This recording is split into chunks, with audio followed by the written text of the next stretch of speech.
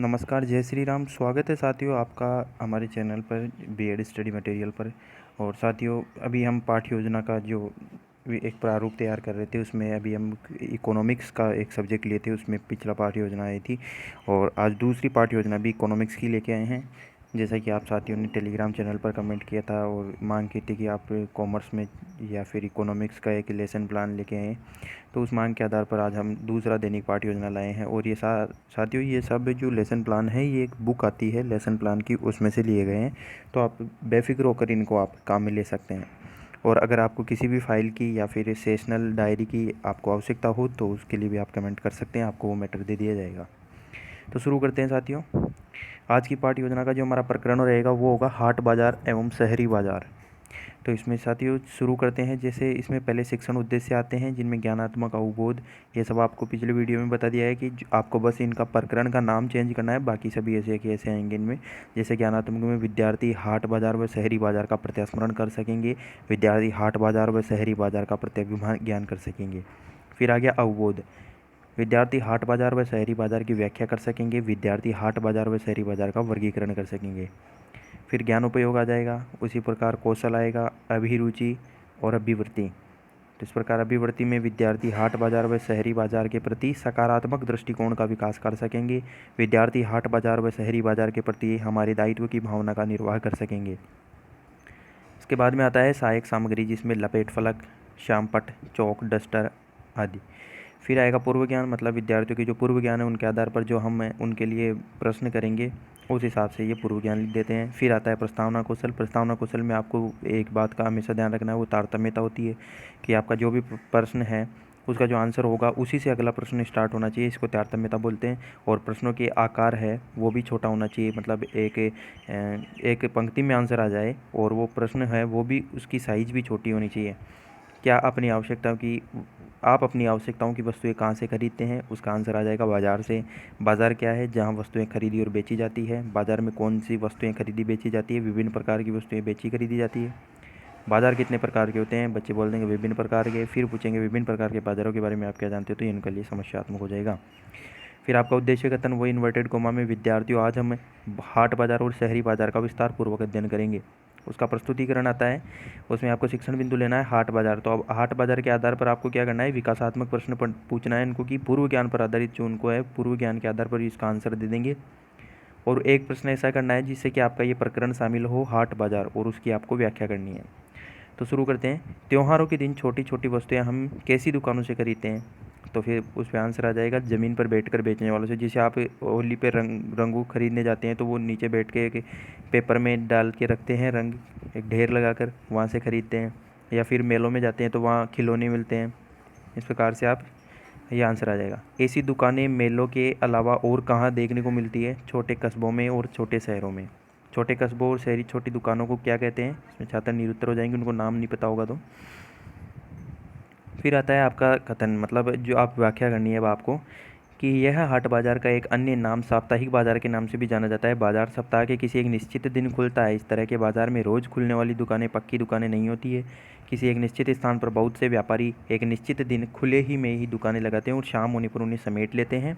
अगले दिन वे अपनी दुकानें किसी और जगह लगाते हैं। ऐसे बाज़ारों को हाट बाज़ार भी कहा जाता है। साप्ताहिक बाज़ारों में रोज़मर्रा की ज़रूरतों की बहुत सी चीज़ें सस्ते दामों पर मिल जाती हैं। ऐसा इसलिए कि इन बाज़ारों में एक ही तरह के सामानों की कई दुकानें होती हैं, जिससे उनमें आपस में प्रतियोगिता होती है। इसमें माप तोल का भाव भी कम करवा सकते हैं। इन्हें अपनी दुकानों का किराया, बिजली का बिल, सरकारी शुल्क, कर्मचारी की तनख्वाह आदि खर्च नहीं करना पड़ता है। इसमें आपके छात्र जो विद्यार्थी क्रिया होगी उसमें आ जाएगा कि विद्यार्थी ध्यानपूर्वक सुनेंगे और मुख्य बिंदुओं को अपनी अभ्यास पुस्तिका में लिखेंगे। फिर इसमें आपकी कौन सी विधि प्रयुक्त की है, व्याख्यान विधि प्रयुक्त हुई है। शाम पट पर आप इसे जो आपने व्याख्या की है उसमें से एक दो निश्चित पॉइंट इसमें लिख देते हैं, तो वो शाम पट कार्य में आ जाएगा। हाट बाज़ार त्योहारों पर या दैनिक या साप्ताहिक मेलों के समय लगते हैं जो अस्थायी दुकानें लगाते हैं। फिर आप मेरे को बोध प्रश्न करना है कि आपने जो समझा है वो बच्चों को समझ में आया है या नहीं आया है, उसके लिए कि हाट बाज़ार कब लगाते हैं, मेलों पर या त्योहारों पर। फिर हाट बाज़ार में कैसी दुकानें होती हैं, अस्थायी दुकानें होती है। तो ये आपकी विधि हो गई प्रश्नोत्तर विधि। फिर आपका दूसरा शिक्षण बिंदु होगा शहरी बाज़ार। उसके आधार पर आपको विकासात्मक प्रश्न करना है कि जयपुर क्या है, एक शहर है, शहरों में कैसी दुकानें होती है, छोटी बड़ी अस्थायी होती है, स्थायी होती है, और इन दुकानों में कैसा सामान मिलता है, तो बच्चों को सबको नहीं पता होता है। फिर आपका वही वाक्यात्मक हो जाएगा इसमें कि शहरों के अंदर दुकानें होती हैं, ये दुकानें रोज़ खुलती हैं। शहरों में बहुत अधिक लोग रहते हैं, जिसके कारण यहाँ दुकानों में प्रतिदिन बिक्री होती है। शहरों में कई प्रकार की दुकानें होती हैं, कई दुकानें छोटी और कई बड़ी होती है। कई दुकानों पर बहुत सी सामग्री वस्तुएँ मिलती हैं। कई दुकानें ऐसी होती है जिसमें एक ही प्रकार की वस्तु मिलती है, जैसे जूतों की दुकान, किताबों की दुकान। शहरों में एक ही वस्तु के लिए विशेष बाज़ार भी होते हैं, जैसे कपड़ा बाज़ार, लोहा बाज़ार, अनाज बाज़ार आदि। फिर आएगा बौद्ध प्रश्न। दुकानों पर प्रतिदिन क्या होती है? बिक्री होती है। शहरों में दुकानें कब खुलती है? रोज़ खुलती है। फिर आपका आ जाएगा तीसरा, शॉपिंग मॉल। आजकल की युवा पीढ़ी किस तरह की वस्तुओं का उपयोग करती है? ब्रांडेड वस्तुओं का उपयोग करती है। ब्रांडेड वस्तुओं की कीमतें सामान्य वस्तुओं की तुलना में कैसी होती है? अधिक होती है। ये ब्रांडेड वस्तुएं अधिकांश किस तरह के बाज़ारों में मिलती है? तो इसमें बच्चे निरुत्तर हो जाएंगे। फिर आपका जो व्याख्यान कौशल स्टार्ट हो जाता है। आजकल शहरों में सामान्य बाज़ार होने के साथ ही साथ बड़ी बड़ी शॉपिंग मॉल्स भी होने लगे हैं। बड़े शहरों में कुछ इस प्रकार के बाज़ार भी होते हैं जहाँ एक ही छत के नीचे अनेक वस्तुओं की अनेक दुकानें होती हैं। इन्हें लोग शॉपिंग कॉम्प्लेक्स के नाम से भी जानते हैं। कुछ शहरी इलाकों में आपको बहुमंजिल वातानुकूलित दुकानें भी देखने को मिलेगी, जिनकी अलग अलग मंजिलों पर अलग अलग तरह की वस्तुएं मिलती हैं, जिन्हें शॉपिंग मॉल्स कहा जाता है। इन दुकानों पर ग्राहकों को लुभाने के लिए सेल या डिस्काउंट्स दिए जाते हैं। इन मॉल्स में दुकानों के साथ ही लोगों में खाने पीने। तो आप जो ये व्याख्या करेंगे तो इसमें क्या करना है, आपको सामने खड़े एकदम एक जगह नहीं खड़े रहना है। इसमें आपको बच्चों की तरफ देखते रहना है और थोड़ा उसी जगह सामने ब्लैक बोर्ड के आसपास आपको थोड़ा टहलना है।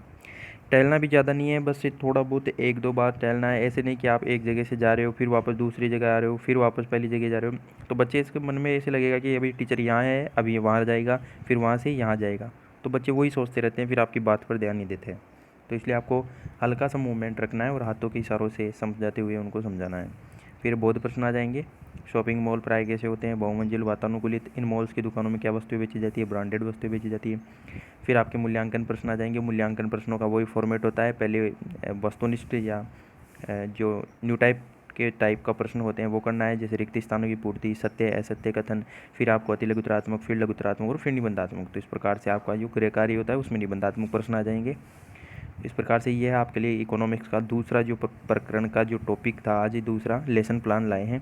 तो आपको अगर वीडियो पसंद आए तो लाइक करना, शेयर करना और अपने दोस्तों के साथ, बीएड वालों के साथ, बीएसटीसी वालों के साथ या फिर इंटीग्रेटेड वालों के साथ इसको शेयर करना और लाइक करना। अगर आपको किसी और लेसन प्लान की आवश्यकता हो तो वीडियो के नीचे कमेंट कर देना और टेलीग्राम चैनल की लिंक डिस्क्रिप्शन में मिल जाएगी आपको, वहाँ से आप इसकी PDF भी दे सकते हैं। धन्यवाद।